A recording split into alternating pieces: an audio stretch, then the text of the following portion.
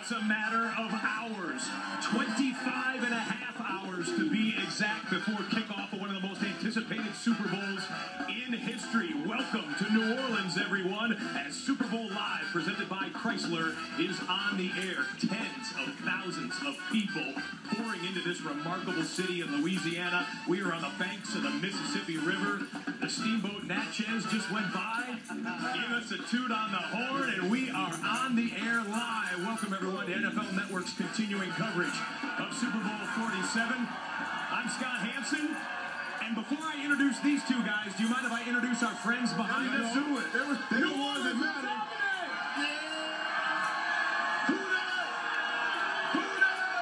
Who that? Yeah. That's what I'm talking about. Oh, yeah, I got two of the most popular guys in the city next to me, two former New Orleans Saints Super Bowl champions. Heath Evans on the outside, Darren Sharper in the middle. Guys, it doesn't get much better than this. Not at all. Not at all. This is the best city, the best time, and we're having a blast. One more time. Who that? Leave it here. That's what I'm talking about. Okay, Yeah. you guys can have fun on Super Bowl Eve as analysts. Right. Not so much when you were playing in the biggest game of your life. Tell me what it's like when you get down to the final 24 hours before the Super Bowl. I'm going to go back to Super Bowl 42 because that was the one for me, my first one. It was a struggle. I mean, you're trying to maintain so many emotions, but it was the first time I started digging through the playbook, going through every single play, really trying to visualize exactly what's going to happen. And then I shut the playbook, went out to dinner with the family, and then just kind of shut it down for the night. Went to the team meeting, started visualizing everything that was going to come into place the next day.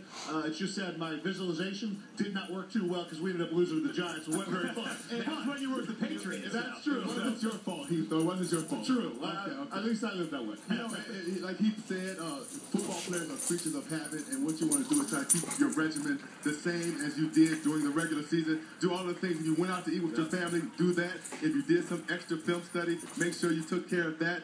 Make sure that your body was as healthy as it possibly could get, as rested as you possibly could get. Because you know the next day, the emotional roller coaster is draining, and you have to prepare yourself for that. If you were either head coach, would you switch hotels tonight? And the reason I say that is both of these teams are staying in walking distance to the Superdome, in walking distance to Bourbon Street. They're going to hear music all night, even if they're in their hotel room. I would say this, despite the possible distraction, I would let them stay put. You're used to the bed, you're used to the pillows, you're used to your surroundings, the food you've been eating all week. Super Bowl 42, Bill Belichick made the calculated decision to move our team out of Scottsdale. We went to a, let's just call it a much worse hotel. It was A a two-star. It was a quarter star to be truthful. It was a major distraction, and I think it had an effect on the outcome of that game. Yeah, I don't think you need to change things right now because, like, you know, everyone is used to where they're being, their surroundings, and the music is going to be playing regardless of where you are in this city because there's going to be a party everywhere. But just block it out.